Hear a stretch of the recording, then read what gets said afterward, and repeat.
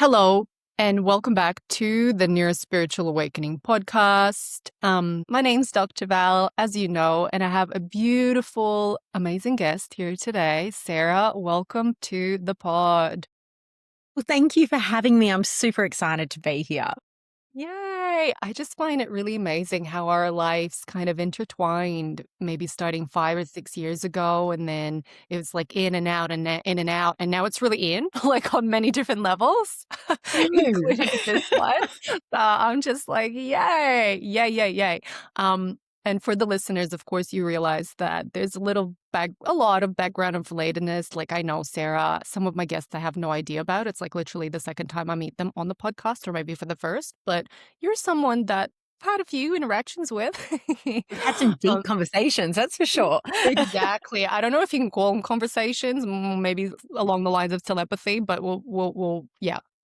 Yeah, for All sure. all right. Well, look, Sarah, introduce yourself however you want to introduce yourself, because you. Yeah. Well, I'm learning about me, that's for sure. I'm figuring her out.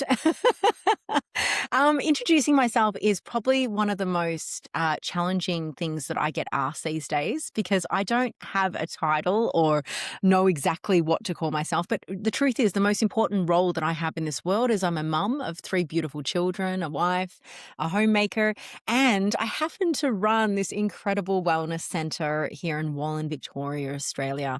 And I have this online school, and it's just this beautiful community of healers and spiritual light beings incarnate on earth.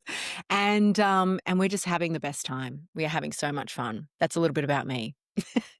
Love it. And the grandeur and the grace of that. And I love how you led with being a mom because I'm also a mom. And by the way, I thought you had 2 kids. So maybe I don't know you as well as I thought I did. And I'm like, there's a third one. Oh my God. So, Yeah.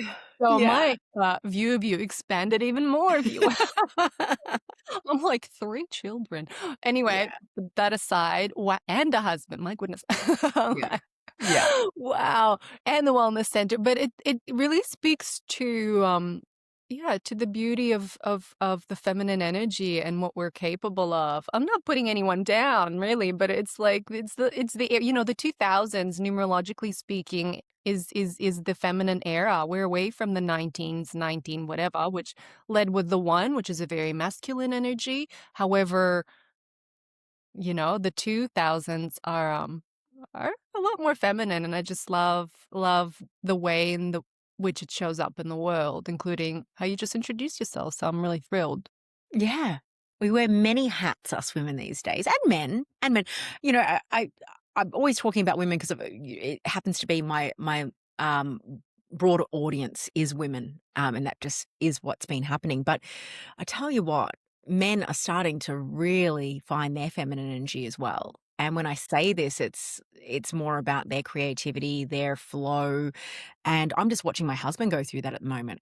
If anyone would have told me that he was going to start coming to spiritual retreats with me, which he did a couple of weeks ago, I would have laughed my head off. He's a beer drinking bloke's bloke that you would never see dead in any kind of spiritual areas. But here he is, and here he is, the backbone of our family business. So I just wanted to Amazing. give men the credit as well that, Oh, yeah. totally, totally. And of course, like we've got both energies within us, well, even Yeah. more, right? There's the masculine, the feminine, and the inner child or the inner children. All Yeah. right. There's a few And of there's them. so much going on. And what I was alluding to in the 2000s is that feminine vibe has the opportunity to come through as a collective thing, Yeah.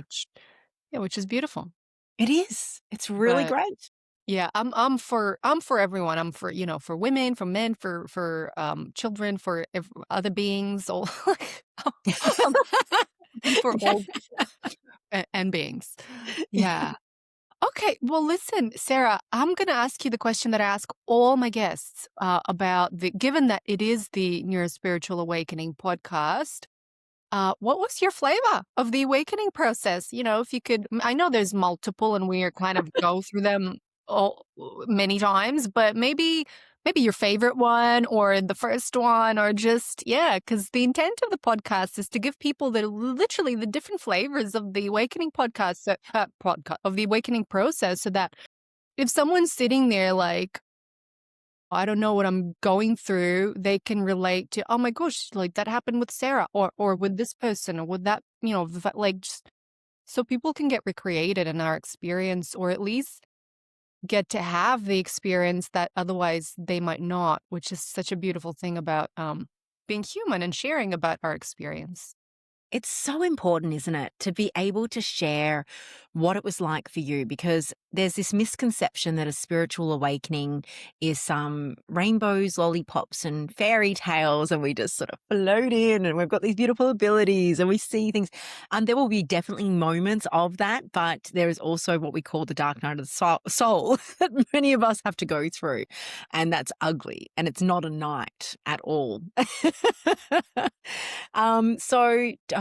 Without taking up hours of your listeners' time, I'm going to try and summarize it. So, I was born with some really weird gifts. I was the weird kid, definitely. Anyone listening to this that might have known me from younger years will be laughing because I really was the weird kid. I was the kid talking to people that weren't there. I was the one that had imaginary friends for too long. So I used to see spirit as I would see you, literally fully manifested, and it wasn't always gentle and light. And I think a lot of maybe listeners that have had these abilities as kids, depending on where they were vibrationally, would have experienced certain beings. And it was really, really tough. And no one in my family really understood or knew what exactly was going on. There was gifts in my family, but no one talked about them. It was the dirty little secret of the family. So it was a very, very confusing time. And thank God I had an amazing mum and aunt, who are now my master students now, which is so freaking cool. And they did their best. They were just trying to figure out, send me to the right people, you name it. And on top of that, I was seeing auras around everyone. So I couldn't concentrate at school. I was constantly in trouble. All I could do was stare at the teachers' colors changing and tones changing more so then. So it was a very confusing time growing up, and I found it really hard to connect with other kids because I found it easier to connect. Okay, I'm going to sound really weird, but just open your mind here. I found it easier to connect to bugs than humans. Like I connected to trees. I could almost have a telepathic connection. Yeah, total weirdo here and owning it. And yeah, they just thought I was a very strange, weird kid, which I was. Mm. And also, just to add to the weirdness and the strangeness, my family pulled me out of school and did correspondence school of the year. That's how old I am, but we're not going to talk about that. There was no internet back then. What is that? I mean, I didn't grow up in Australia. I have no idea what that even is, but okay.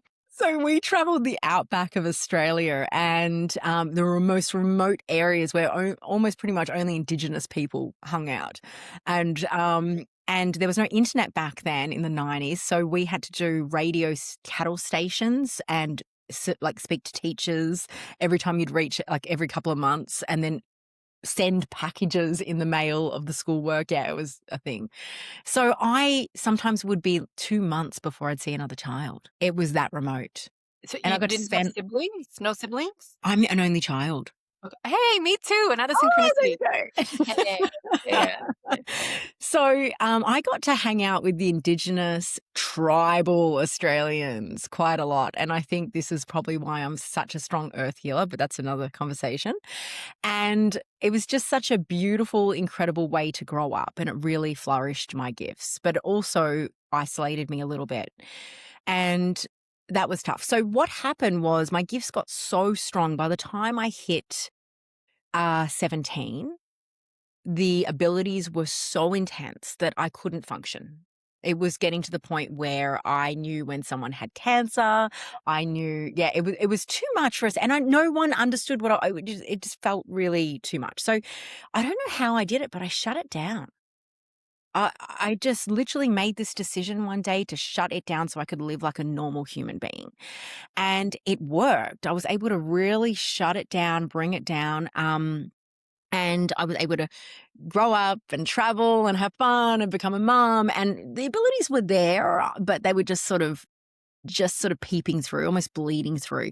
And I would get these incredible migraines. These migraines would just hit, and it literally took over my life at one stage of my 20s, where I would be in bed for like 2 weeks with these migraines. I now know that this was the third eye busting to be able to do what I need to do. And that might be something that your listeners might experience as well. I'm like, I'm experiencing it, but yeah. Like, I Oh, literally woke up today with a migraine, but of course, I had the healing session with you 2 days ago, so I'm like urging. and there was a lot happening in that area, so I was like, "My head," but now that I'm talking to and then I went to the anyway, but yeah, I'm one of those people. We call that we pulled a chakra. That's what happened. You pulled your third eye chakra. I did. Ow. We'll talk about that though. That's really important. Yeah. Are you okay now though? Yeah, yeah, no, I'm Oh, good. fine. It's gone. Oh, It's now, excellent. like, right now, I don't have it. Yeah, it's interesting that, isn't it? So, very good. So, yeah, migraines can be a sign that you are suppressing your gift and your third eye is screaming to be cleaned up and opened and balanced and activated. Anyway, so all of a sudden, and I'm going to get a little personal here because I think it's really important. Um, in my 20s, I had a bit of an awakening and I did the whole, going to Peru and wanting to have my thing.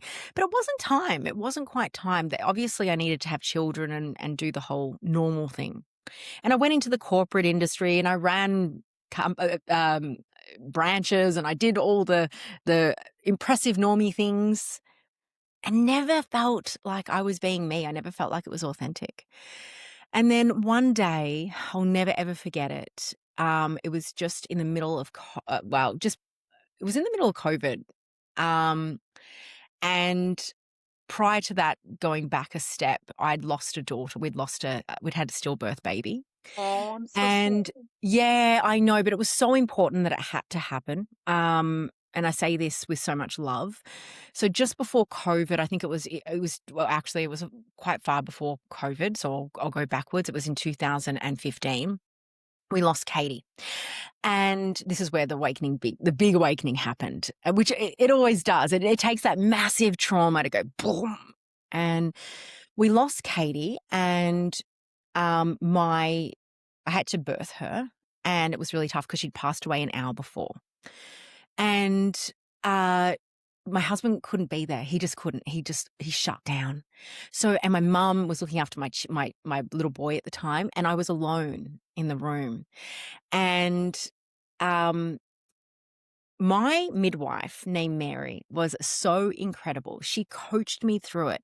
And I remember me and her just had this real connection. We went through it. She made it so beautiful. She made that whole experience not horrendous. She made it beautiful. She didn't give me sympathy. She coached me. She was like right there, holding space for me, holding energy in this neutral space. And something inside me awoke after that. Something just went boom. So it wasn't COVID. It was actually few years before COVID. And I decided I wanted to be Mary for other people. I wanted to be there for maybe women or men at their deepest, darkest, most intense times of their life. And I wanted to coach them through. And I didn't know how to do that. So I signed up for midwifery and I started a midwifery course. That's where the nursing came in. And I had to do my nursing degree first. And then I was going to go into midwifery as a master's. So I did that. And I studied for 2.5 years and I absolutely loved nursing. It was amazing. But it's like every direction I tried to go into, I got blocked. Like every time I tried to, like I loved learning about the biology and the human body and all of that. But I just kept getting blocked. It just seemed like it just wasn't quite right. But I was determined. And then eventually, sort of halfway around this time, COVID hit. And I was so depressed. I was so sad. Things were just not working. And I remember just feeling like the whole world was just squeezing in on me and the responsibility of working full time, studying, and also looking after and homeschooling the kids. I was at my wit's end. I'm really going through this quite fast, but hopefully this is important No, it's for good. It's good. It's a good um pace. yeah. It's like fast forward really quickly a few years. Mhm. And on the turning point for me was when one of my friends called me with some horrendous news that one of the school mums ended trigger warning Yeah. had ended her life. And my first reaction, not that I've ever been in that space before, but this was close enough. I said to myself in my head, "Yep, I get it."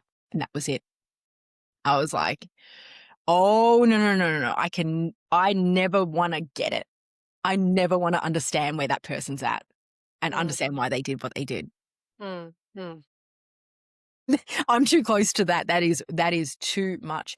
And that moment changed absolutely everything. I signed up for an amazing program that you might know about.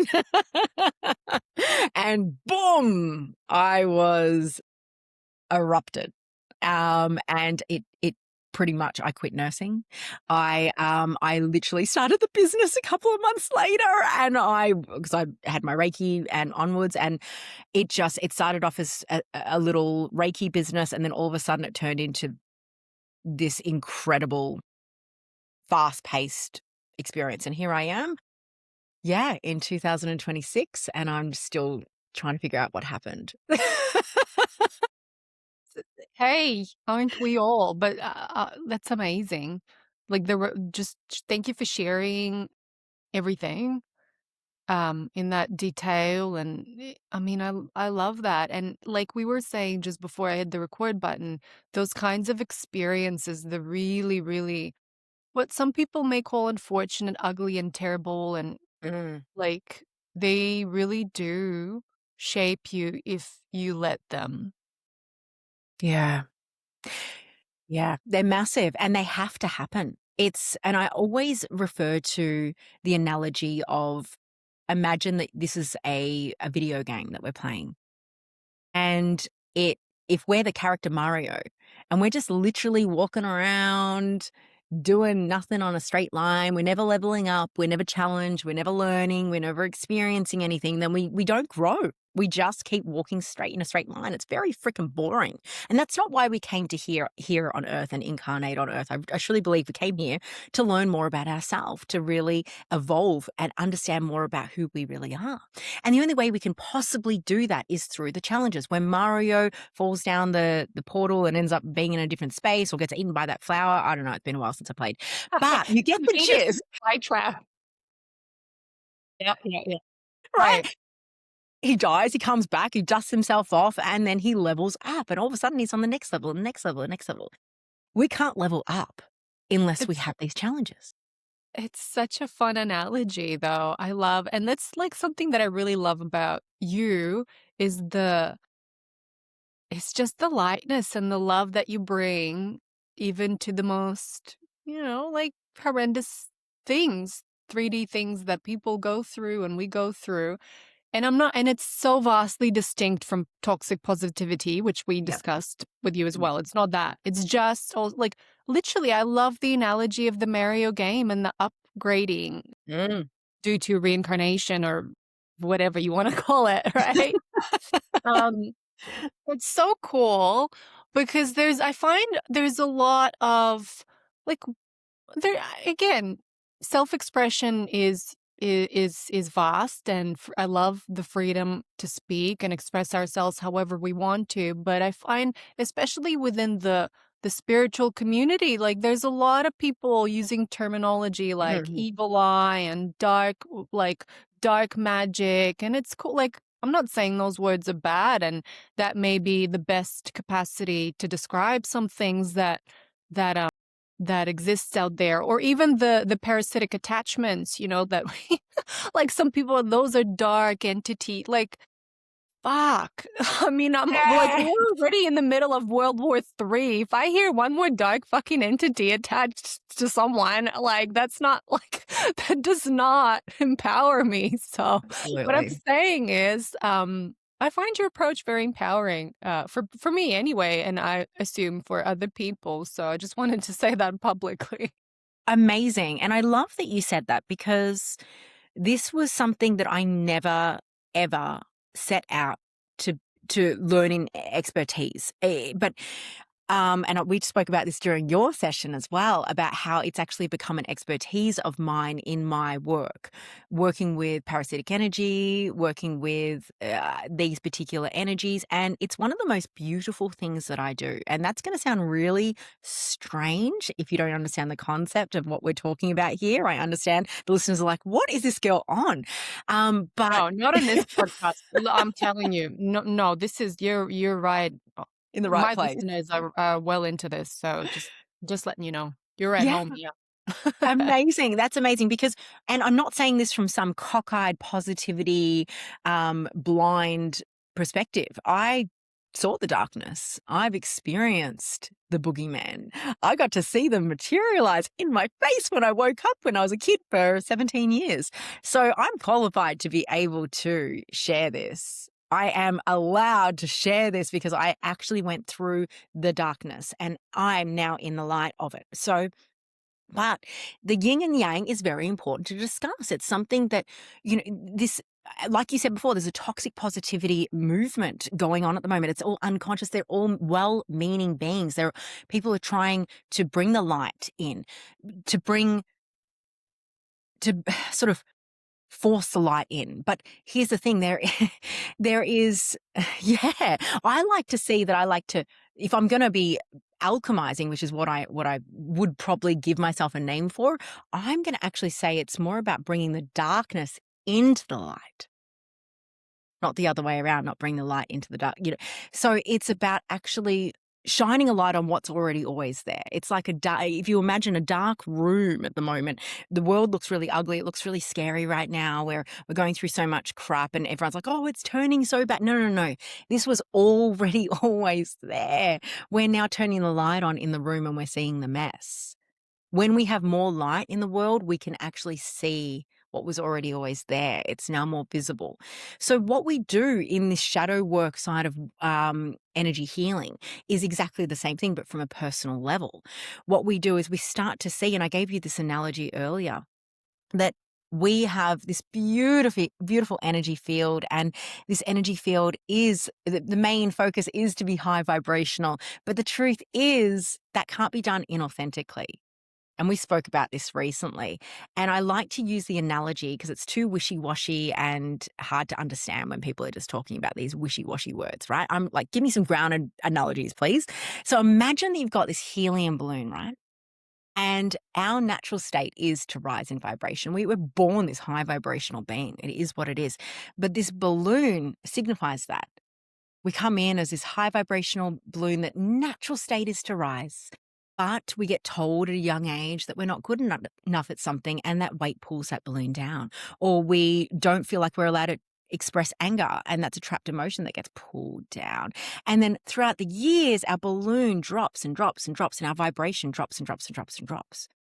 So it's about looking at these weights, these darknesses, these shadows, whatever you want to call them, and acknowledging them as something that's not wrong with us, but something maybe it's a survival mechanism or some sort of belief system that we have here, and acknowledging them, feeling them, processing them, and then releasing them, that allows us to rise naturally. We don't have to try to rise. We just release what's been holding us back in the first place. Mm, mm. So it's really this toxic positivity movement that you mentioned I'm so passionate about this because it does us no good to turn around to someone and say, think positively. Don't worry. There's starving children in Africa. You should be thankful that you've got children already. It's, if you've lost a baby. Oh, No. no. Let them feel their feelings because if they don't know that block of dense mud, smug weight is holding that balloon down. Let them be there. Let them experience it. Let them feel it. And then let them release it. Mm. Because if we I'm going on a rant. I apologize. No, no, this is good. This is what I do. Keep going. But if we don't allow ourselves to be with our emotions, I believe, I'm not a psychologist. I'm not even closely qualified to even comment on this, but I'm going to do it anyway. That if we don't experience our emotions, then we are suppressing them. And if we're suppressing them, they're just another weight on that balloon, dragging our vibration down. And if we actually allow ourselves to be angry and understand that anger is a boundary that we need to experience, it's just telling us something that's unhealed there. All of a sudden, if we're just being with it and not working against it in resistance, then we have this ability to actually dissolve it. We actually have this ability to process it, and then it doesn't need to nag at us and scream at us like a child that wants attention. Because that's what happens when we're in resistance with our emotions. Look at anxiety. The amount of people that come in with anxiety attacks and anxiety conditions, of course, always speak to your doctor. Don't take me for literal. This is just a perspective. But we see it as people get anxiety, this natural, important, instinctive feeling that needs to happen because otherwise you would walk off a cliff or you would get nothing done or you need anxiety. No, of course. I mean, on a neuroscientific level, it is definitely a survival mechanism. Like, it is our emotional processing centers that have been there for eons in both animals and human species that are there to ensure that we don't walk off that cliff or we don't walk in front of a bus or, we intuitively assess a situation and can determine that, okay, maybe this is not for us. Um, However, the state that human beings have been quote unquote surviving in Yeah. is not the way that Yeah. that anxiety really, should be. I'll say it that way, or Absolutely. is designed for. It's like it's designed to make sure we don't walk off a cliff. It's not designed as a permanent state of existence. Exactly. You know, a great visual for this one is, have you seen, I forgot the name of the movie, it's a kids movie, Inside Out 2? Yeah. Inside Out 2. Yep. There is a scene on Inside Out 2 where she's having an anxiety attack. Have you seen it? Yeah. Oh, Yeah. I've got a this is 10-year-old. I've seen this is it. when this particular light bulb moment happened for me. And all of a sudden, anxiety takes over. Anxiety is just an important character in all the characters, anger, happiness. If you haven't seen it, guys, watch it because it's really, really cool.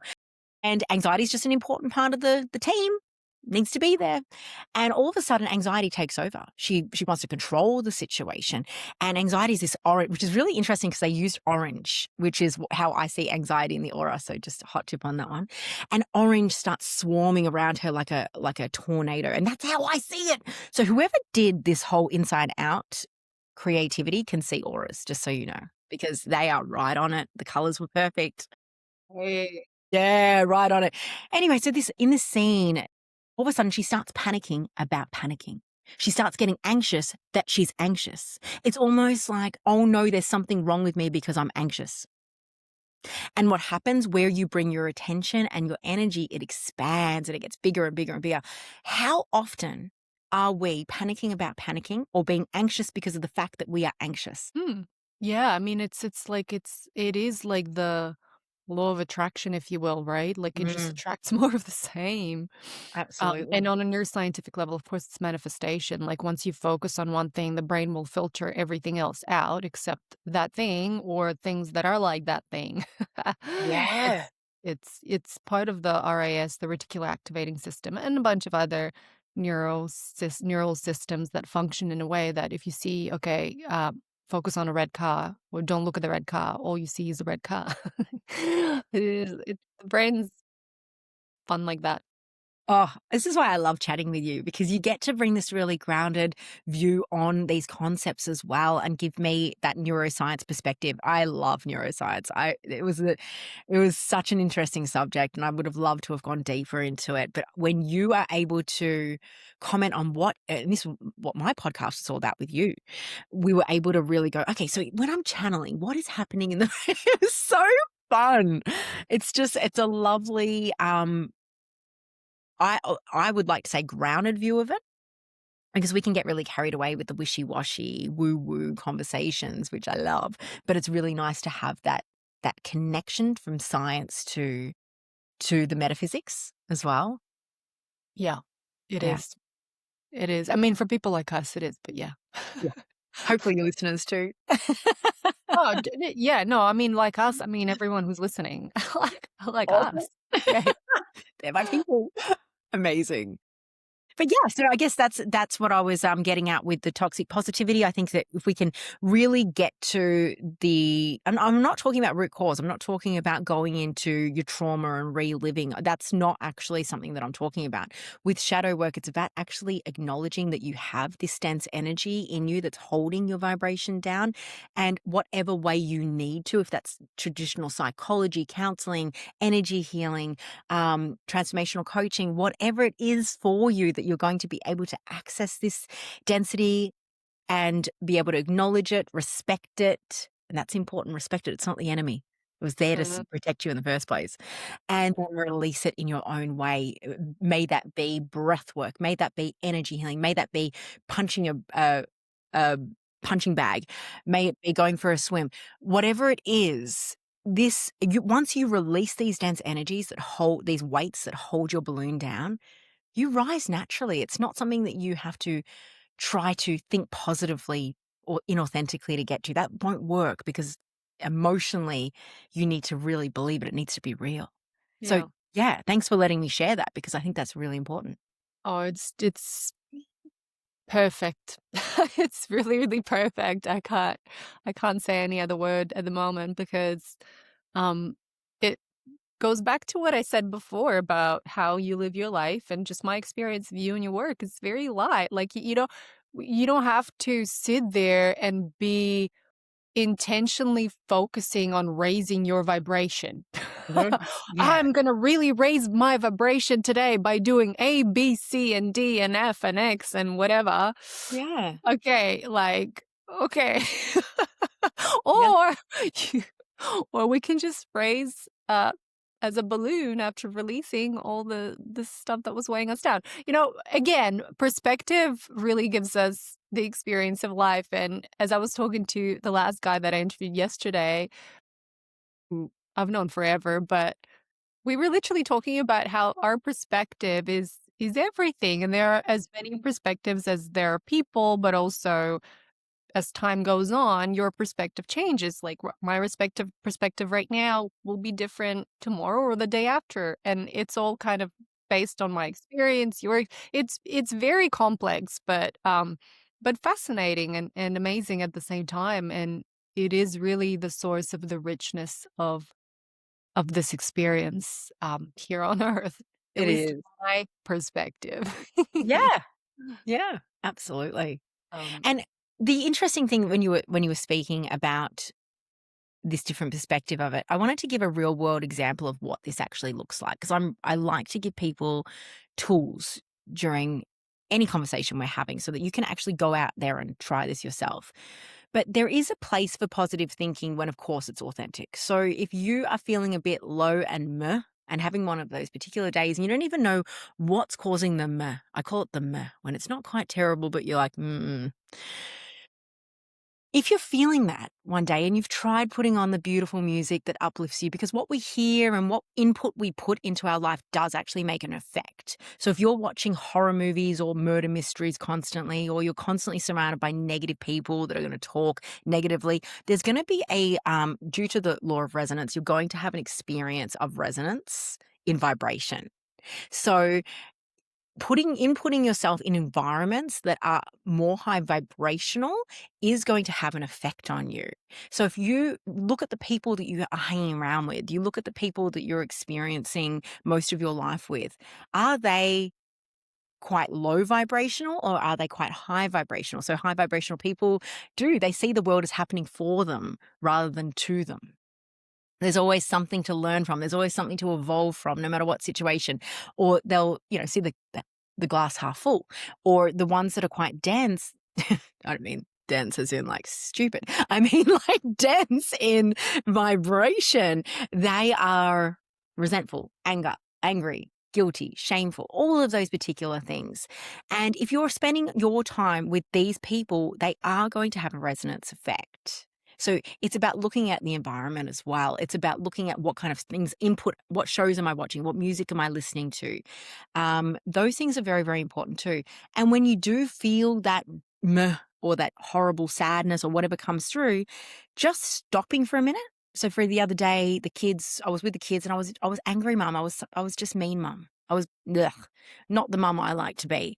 So I removed myself and I went, okay, so the environment is a little bit, but I can't leave my children. They're just, their vibration is what they need to be right now.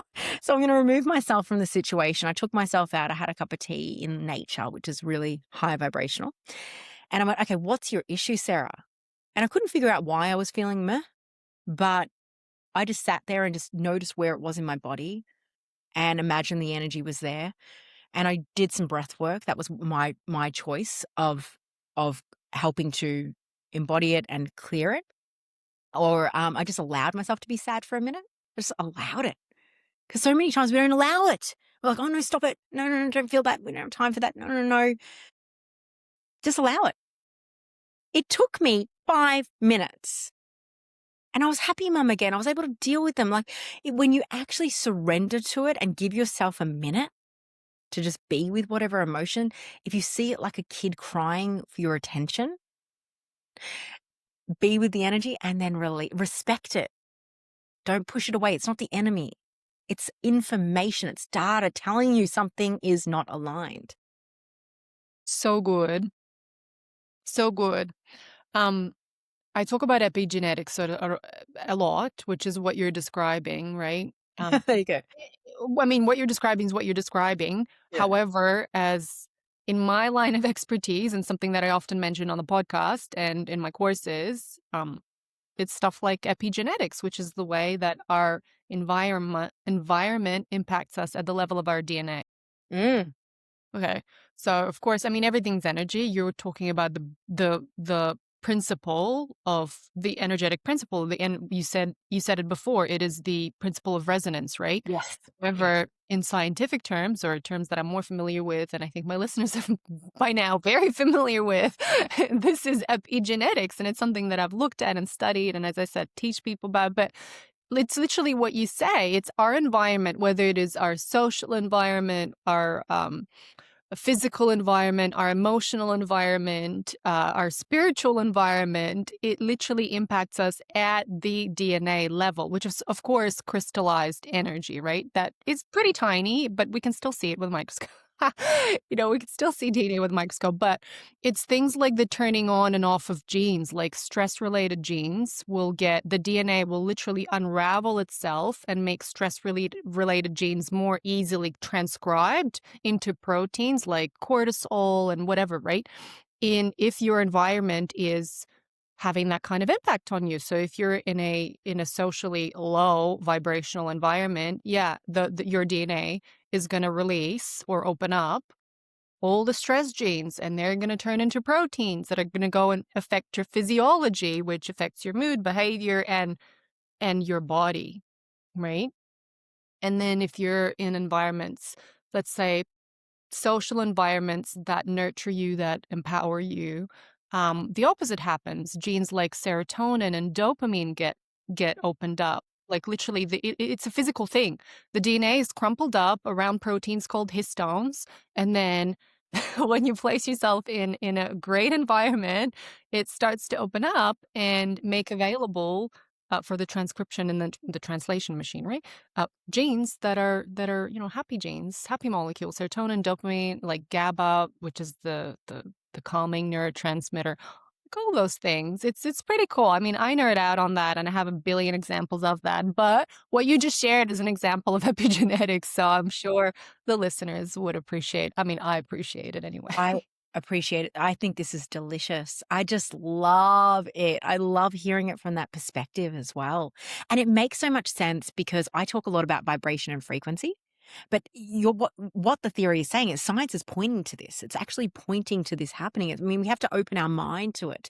But in quantum mechanics, they talk about everything's vibration and frequency. So we know that our energy field has a vibration to it. We understand this. We spoke about that with the helium balloon being the natural state. However, and this is another law I'm going to introduce, the law of attraction. Many people know this one. It's a little bit thrown around this one, but to me, the law of attraction is a really cool one because we have this particular frequency of particular vibration that we're running on. Let's just say there's no scale, but let's just say for argument's sake, 1 to 10, 1 being the highest vibration, 10 being a dense vibration. But let's just say we're really, really high. We're thinking about thoughts of love, fun, joy, excitement, passion, and that causes the emotional state that actually makes a difference. It's like energy in motion. It's incredibly powerful. It's got this signal like Wi-Fi. And I believe that they've measured this. Correct me if I'm wrong. I believe that they've actually measured.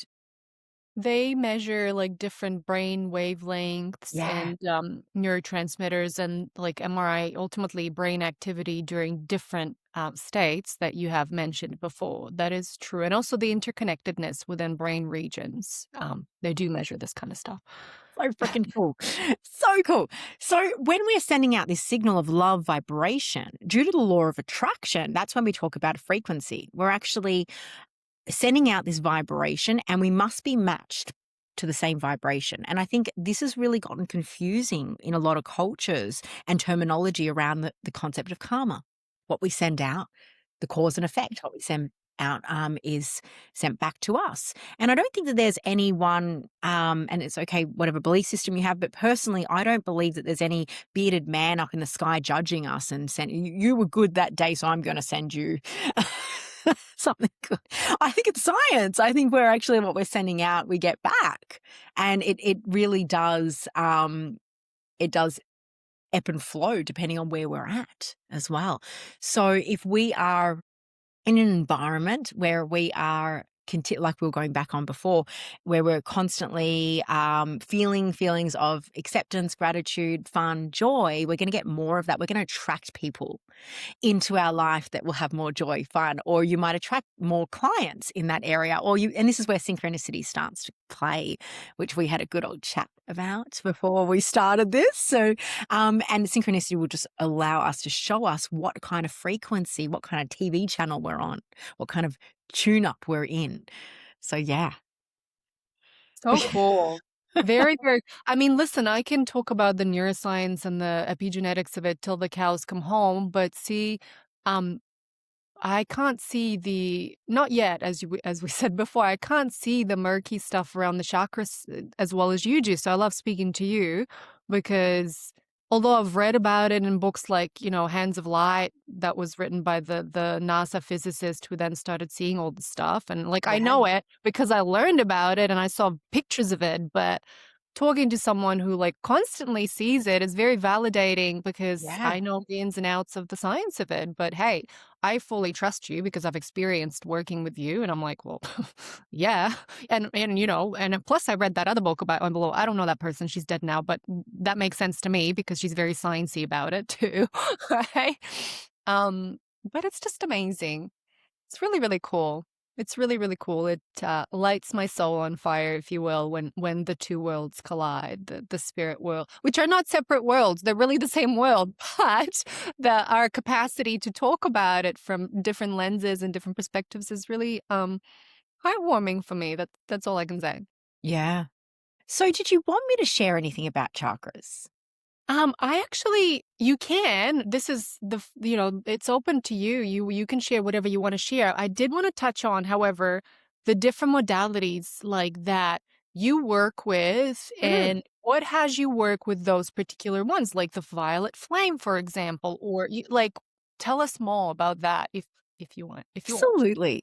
Violet flame is my favorite thing to talk about. Alchemy is my favorite thing to talk about. So violet flame. So I work with about six. Oh, I've lost count now. How many energy systems I work with? I've been attuned to 6, but naturally there's been quite a few that have presented themselves to me. Now, what we're talking about here is the most well-known one example is Reiki. Many people know Reiki. It's this beautiful purple energy. It's just so soothing and unconditional love, universal energy that just flows through. Anyone can access this. Attunements are something that we do recommend, though, and basically it fills your cup up and allows you to make space to clear what no longer holds, what no longer serves you. Beg your pardon. So that's how Reiki works. It sort of fills your cup and then you clear what no longer works, fill your cup, clear. However, my favorite energy to work with is something called violet flame. And again, it's a purple, but there's no purple on earth to describe what we see. And I say we because my students experience the same thing too. And it's the best way I can describe it is on fire amethyst, but not a flame. It's like more of an ember. I'm just sharing this because some people might have experienced it before. But violet flame is this incredible energy. They say that Saint Germain gifted it to the world, which is really cool. And I've had a lot of attraction to Saint Germain's work, which is interesting. It's a whole nother podcast though. So violet flame is this beautiful energy that what happens is it gets directed to fear vibration. So there's particular vibrations to each emotion. And fear vibrations are very, very dense vibration. And it's sort of like it's quite common. It's incredible how often I see fear in the body. It's almost like most negative vibrations, no, sorry, most negative emotions are wrapped up as fear. Like fear is actually the compounding actual energy.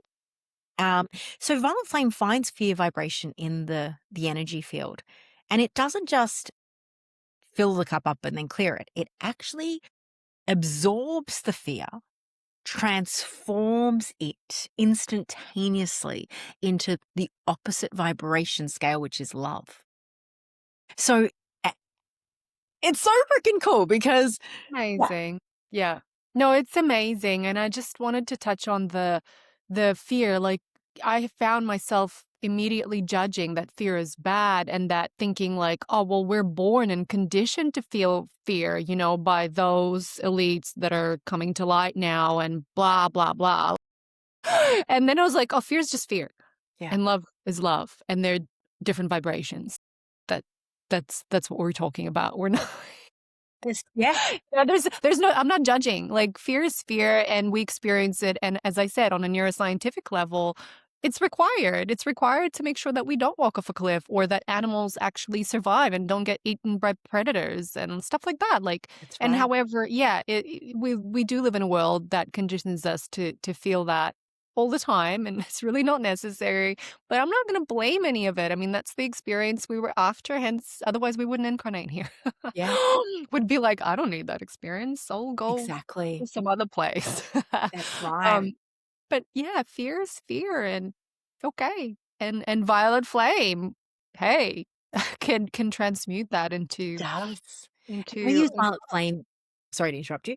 I use no, violet flame for so many different things. I use violet flame for protection. I use violet flame for alchemizing dense energy in the body and helping people and that's why we're seeing in a lot of the hundreds and hundreds of my clients, but also my students' clients. So I've got now quite a few students doing this as well, and they're seeing the same results as well, where this alchemy, this violet flame healing is actually, and Mylanta as well, which is something that was downloaded to me, works very, very similar. It's just Earth's version, if that makes sense. But violet flame, what it does is it seems to be showing up as very fast results. So less purgy than your general Reiki energies, etc. And people are literally having these huge awakenings because it's instantly transformed. And yeah, it's just absolutely incredible. And we spoke earlier about the evil eye. And I shared a little bit about how you can use this kind of concept and energy. Many people walk around with evil eyes on them. Now, understanding the law of attraction, I don't really love evil eyes. This might be controversial, but just hear me out. Hear me out and see if try it on like a pair of pants and see if it fits for you guys. But for me, as a light worker, I want to bring darkness into the light. I don't want to send any more darkness into the world. That's not what I'm about. So when I look at evil eye, what does evil eye do? What it does is anyone that's sending you negative energy, which happens from an unconscious level 99% of the time. Very, very rare someone's going to go to ritual and put a curse on you. Unfortunately, there are people that do it, but it's very, very rare. But most of the time it's unconscious. It's jealousy and envy and, just their own stuff reflecting back. So they can send you some negative energy. It does happen. We do it to people too. We're humans. And what happens if you're wearing the evil eye, for example, that energy comes through and it rebounds and hits them back in their face, sending the same negative energy they sent to you back to them, keeping you safe and warm, you think. But I truly believe in the work that I do. Whatever you're sending out comes back to you due to the law of attraction. Now, think about what's happening. You've on purpose made a decision to rebound negative energy to someone. Yeah. And then it's like, I'm just picturing like this ping pong thing. I'm like, It's a wow, ping pong, it's yes! like, this is a It's a lot of ping time pong. going around. And it's growing. It's getting bigger and bigger and bigger. So all of a sudden we're growing darkness. We're growing resentment and anger and all that stuff. So here's the thing, right? Hear me out. What if we turned every evil eye into a loving eye? Literally by just intention. That's how powerful we are, by the way. Intention is that powerful. And we say to this evil eye, you're no longer an evil eye. You're a loving eye. And what you're going to do is anytime someone sends me negative energy, I'm going to see all energy as expensive. All energy is the greatest asset that I could possibly have because energy is expensive. And instead of rejecting any negative energy that someone's sending me, you know what I'm going to do? I'm going to transform that block of dense energy they sent me, that hatred or that anger or that resentment. And I'm going to go, okay, what am I going to do with this? I'm going to transform you into love, abundance. Because we can do that. We're actually that powerful. Not everyone's an alchemist. That's not everyone's. But if you're hearing this particular podcast, you might be getting it for a particular reason.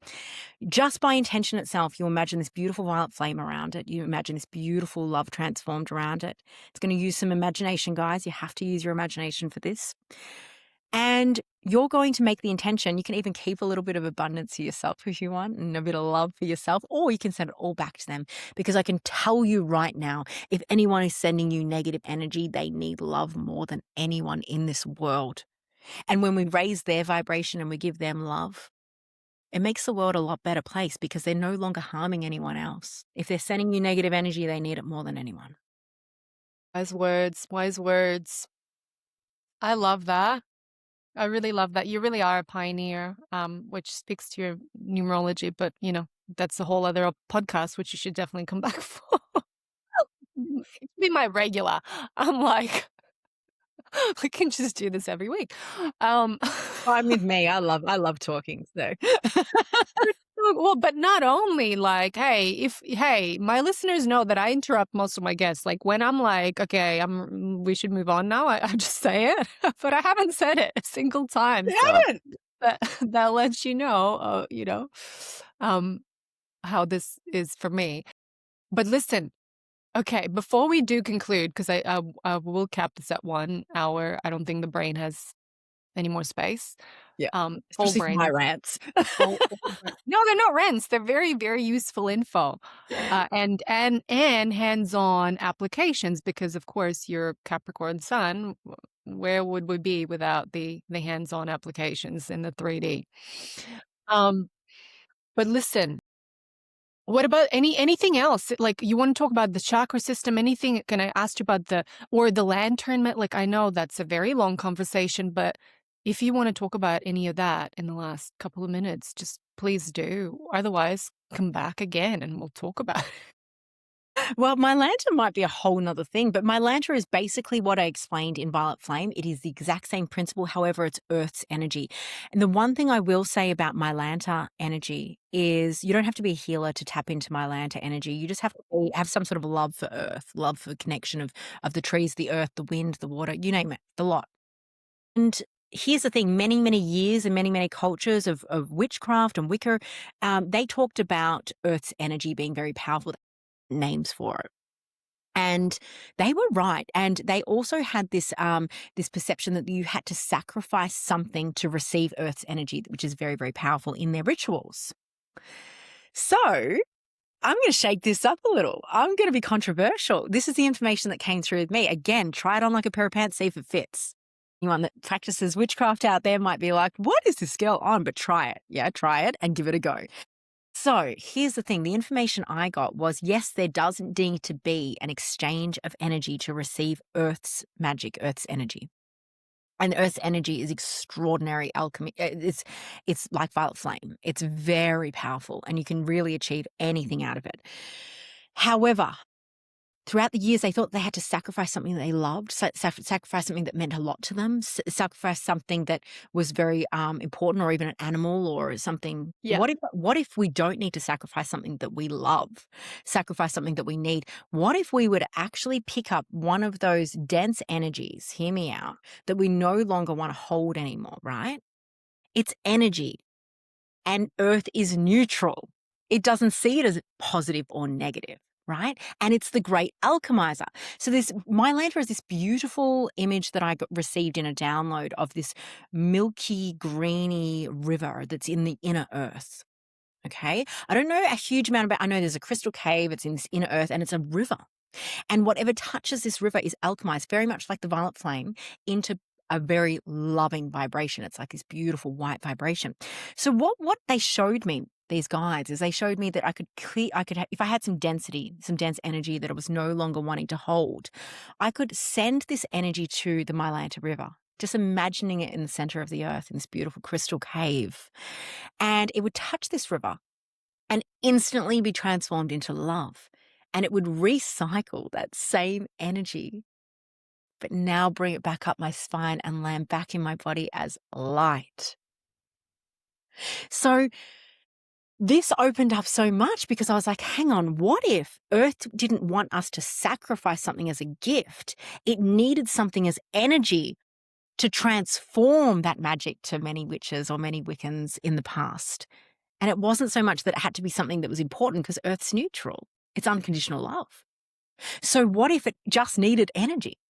And we don't need to give something that we treasure.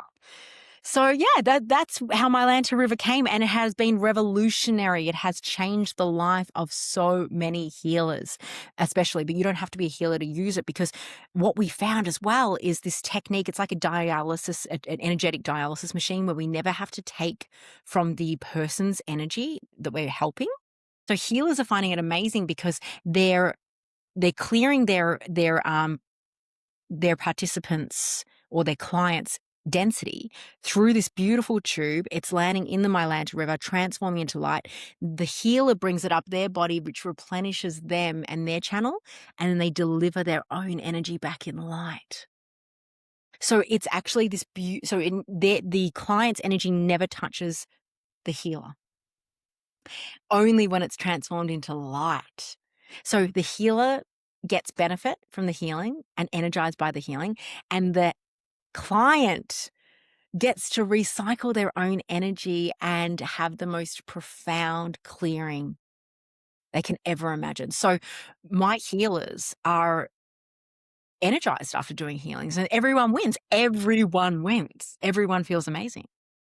That's incredible. So where can people learn about this? I mean, this is like revolutionary. So where can people learn about this? Yeah, so the Mylanta method is available on the online school. So you can just jump on my website, healingtreehub.com, and you can see all the courses. I've got all the online and in-person courses available. We're now going global. We're going to be opening a membership up in the later months of the year. But for now, you can just jump on and access, and it's a go at your own course, the Mylanta method. We do have some live courses as well. So jump on the website, have a look and see, or contact me. I'm like so excited that it's readily available for people, and they don't have to travel. I mean, of course, if you're right here and you can go in person and something's available in person, I value that kind of interaction too. But like, hey. Yeah.